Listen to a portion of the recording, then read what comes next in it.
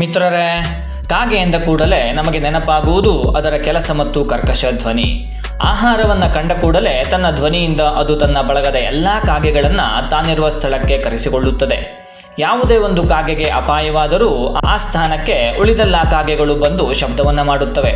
ಈ ಕಾಗೆ ಒಂದು ಮಿಶ್ರಾಹಾರಿ ಪಕ್ಷಿಯಾಗಿದೆ. ಅಂದರೆ ಇದು ಸಸ್ಯಾಹಾರವನ್ನು ಸೇವನೆ ಮಾಡುತ್ತದೆ, ಹಾಗೆಯೇ ಹೊಲಸಿನಲ್ಲಿರುವ ಕೀಟಗಳನ್ನು ಸೇವಿಸುತ್ತದೆ. ಕಾಗೆಗಳ ಜೀವಿತಾವಧಿ 13 ವರ್ಷದಿಂದ 20 ವರ್ಷದವರೆಗಿರುತ್ತದೆ. ಇವುಗಳು ಅತಿ ಬುದ್ಧಿವಂತ ಪಕ್ಷಿ ಅಂತಲೂ ಕರೆಸಿಕೊಳ್ಳಲ್ಪಡುತ್ತವೆ. ಹಾಗೆಯೇ ತಮ್ಮ ಗೂಡಿನಲ್ಲಿ ತನ್ನ ಮೊಟ್ಟೆಗಳೆಂದು ತಿಳಿದು ಕೋಗಿಲೆಯ ಮೊಟ್ಟೆಗಳಿಗೆ ಕಾವನ್ನು ನೀಡಿ ಮರಿ ಹೊರಬಂದು ಕುಹು ಕುಹು ಎಂದು ಕೂಗತೊಡಗಿದ ಮೇಲೆ ಇದು ತನ್ನ ಮರಿಯಲ್ಲ, ಕೋಗಿಲೆಯ ಮರಿ ಎಂದು ತಿಳಿದು ಅವುಗಳನ್ನು ತನ್ನ ಗೂಡಿನಿಂದ ಓಡಿಸುತ್ತದೆ. ಹಾಗಾಗಿ ಇಲ್ಲಿ ತನ್ನ ದಡ್ಡತನವನ್ನೂ ಪ್ರದರ್ಶಿಸುತ್ತದೆ. ಹಿಂದೂ ಸಂಪ್ರದಾಯದಲ್ಲಿ ಪಿತೃಕಾರ್ಯದ ದಿನ, ಅಂದರೆ ಪೂರ್ವಜರ ವಾರ್ಷಿಕ ಕಾರ್ಯದ ದಿನ ಪಿಂಡಗಳನ್ನು ಕಾಗೆಗಳಿಗೆ ಇಡುವಂತಹ ಶಾಸ್ತ್ರವಿದೆ. ಹಾಗೆಯೇ ಕಾಗೆಗಳು ಬರದಿದ್ದ ಪಕ್ಷದಲ್ಲಿ ಕಾಗೆಗಳನ್ನು ಕರೆಯುವಂತಹ ಅಭ್ಯಾಸವೂ ಇದೆ. ಇಂತಹ ಕಾಗೆ ತನ್ನ 2 ಕಣ್ಣುಗಳನ್ನು ಸರಿಯಾಗಿ ಬಳಸುವುದಿಲ್ಲ, ಒಂದು ಕಣ್ಣಿನಿಂದ ಮಾತ್ರ ಸರಿಯಾಗಿ ನೋಡುತ್ತದೆ ಎನ್ನುವಂತಹ ವಿಷಯ ನಿಮಗೆ ಗೊತ್ತಿದೆಯೇ? ಶ್ರೀರಾಮನು ಏಕೆ ಕಾಗೆಯ ಮೇಲೆ ಬ್ರಹ್ಮಾಸ್ತ್ರವನ್ನು ಪ್ರಯೋಗಿಸಿದ ಎನ್ನುವಂತಹ ವಿಷಯಗಳನ್ನು ನಾವಿವತ್ತು ತಿಳಿದುಕೊಳ್ಳೋಣ. ಮಿತ್ರರೇ, ಎಲ್ಲರೂ ಹೇಗಿದ್ದೀರಿ? ನಾನು ಚೆನ್ನಾಗಿದ್ದೀನಿ, ನೀವು ಕೂಡ ಚೆನ್ನಾಗಿದ್ದೀರಾ ಅಂತ ತಿಳ್ಕೊತೀನಿ. Learn it from Vinay YouTube ಚಾನಲ್ನ ಹೊಸ ವಿಡಿಯೋಕ್ಕೆ ನಿಮಗೆಲ್ಲ ಸ್ವಾಗತ. ಮನುಷ್ಯನನ್ನು ಸೇರಿಸಿಕೊಂಡು ಎಲ್ಲ ಪ್ರಾಣಿಗಳಿಗೂ ಮತ್ತು ಪಕ್ಷಿಗಳಿಗೂ ದೂರದೃಷ್ಟಿ ಮತ್ತು ಹತ್ತಿರ ದೃಷ್ಟಿ ಎನ್ನುವಂತಹ ದೃಷ್ಟಿಗಳಿರುತ್ತವೆ. ನೀವು ಹದ್ದನ್ನು ನೋಡಿರುತ್ತೀರಾ. ಹದ್ದು ಆಕಾಶದಲ್ಲಿ ತುಂಬ ಎತ್ತರದಲ್ಲಿ ಹಾರುತ್ತಿದ್ದರೂ ಭೂಮಿಯ ಮೇಲೆ ಚಲಿಸುತ್ತಿರುವ ಇಲಿಯನ್ನು ಎತ್ತಿಕೊಂಡು ಹೋಗುತ್ತದೆ. ಹಾಗೆಯೇ ಸಾಮಾನ್ಯವಾಗಿ ಎಲ್ಲ ಪ್ರಾಣಿಗಳಿಗೂ ಪಕ್ಷಿಗಳಿಗೂ ದೂರದೃಷ್ಟಿ ಮತ್ತು ಹತ್ತಿರ ದೃಷ್ಟಿ ಇರುತ್ತದೆ. ಮನುಷ್ಯನಿಗೂ 2 ಕಣ್ಣುಗಳಿರುತ್ತವೆ.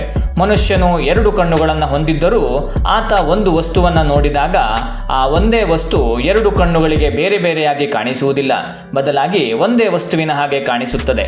ಅದನ್ನು ಬೈನಾಕ್ಯುಲರ್ ವಿಷನ್ ಎಂದು ಕರೆಯುತ್ತಾರೆ. ಮೆನಾಕ್ಯುಲರ್ ವಿಷನ್. ಈ ದೃಷ್ಟಿಯಲ್ಲಿ ಜೀವಿಯು ತನ್ನ 2 ಕಣ್ಣುಗಳಿಂದ 2 ಬೇರೆ ಬೇರೆ ವಸ್ತುಗಳನ್ನು ನೋಡುತ್ತದೆ. ಉದಾಹರಣೆಗೆ ಓತಿಕಾಟ. ಇದು ತನ್ನ ತಲೆಯನ್ನು ತಿರುಗಿಸದೆ ತನ್ನ ಕಣ್ಣುಗಳಿಂದ 360 ಡಿಗ್ರಿಯಲ್ಲಿ ನೋಡುತ್ತದೆ. ಹಾಗಾಗಿ ಇವುಗಳಿಗೆ ತನ್ನ ಶತ್ರು ಯಾವುದೇ ದಿಕ್ಕಿನಿಂದ ಬಂದರೂ ತಿಳಿಯುತ್ತದೆ. ಮನುಷ್ಯನ ಕಣ್ಣುಗಳ ಮಧ್ಯದಲ್ಲಿ ತುಂಬಾ ಅಂತರ ಇಲ್ಲದಿರುವ ಕಾರಣ ಮನುಷ್ಯನು ಬೈನಾಕ್ಯುಲರ್ ವಿಷನ್ ಅನ್ನ ಬಳಸುತ್ತಾನೆ. ಹಾಗಾಗಿ ಮನುಷ್ಯನಿಗೆ ತನ್ನ ಹಿಂಭಾಗದಲ್ಲಿ ಏನಾಗುತ್ತಿದೆ ಎಂದು ತಿಳಿಯುವುದಿಲ್ಲ.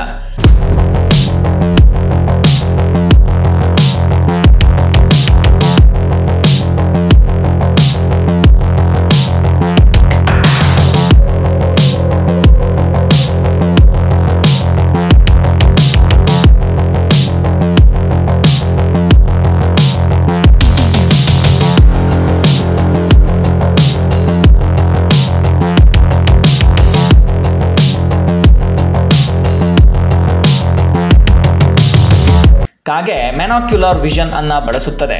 ಆದರೆ 2 ಕಣ್ಣುಗಳಿದ್ದರೂ ಒಂದು ಕಣ್ಣಿನಲ್ಲಿ ಮಾತ್ರ ನೋಡುತ್ತದೆ. ಒಂದು ಕಣ್ಣನ್ನು ಮಾತ್ರ ಅತ್ತಿಂದಿತ್ತ ತಿರುಗಿಸುತ್ತದೆ.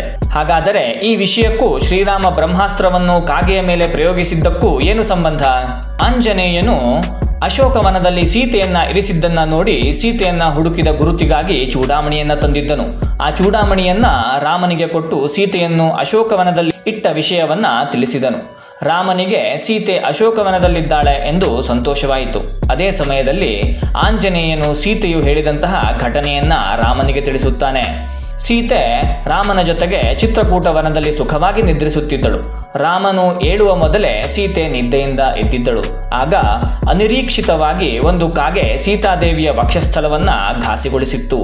ಆಗ ರಾಮನು ನಿದ್ದೆಯಿಂದ ಏಳದೆಯೇ ಸೀತೆಯ ತೊಡೆಯ ಮೇಲೆ ತನ್ನ ತಲೆ ಇಟ್ಟು ಮಲಗಿದನು.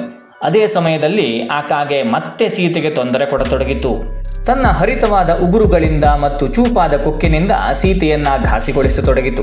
ಕಾಗೆಯ ದಾಳಿಯ ಗಾಯದಿಂದ ರಕ್ತ ಹೊರಬಂದು ಆ ರಕ್ತದ ಸ್ಪರ್ಶದಿಂದ ಶ್ರೀರಾಮ ಎಚ್ಚರಗೊಂಡನು.